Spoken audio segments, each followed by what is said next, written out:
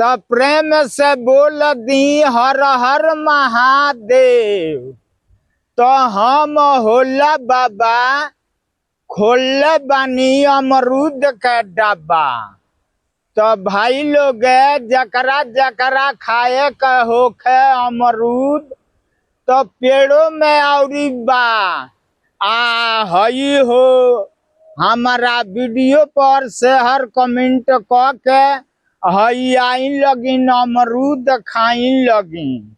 एक जना भाई कहत रहले हन जे होला बाबा हई अपन गतिया बेची 500 रुपया में हई गतिया अपन दी हमारा के। बताई लगिन केंगा ई गतिया हम दे दी 500 में।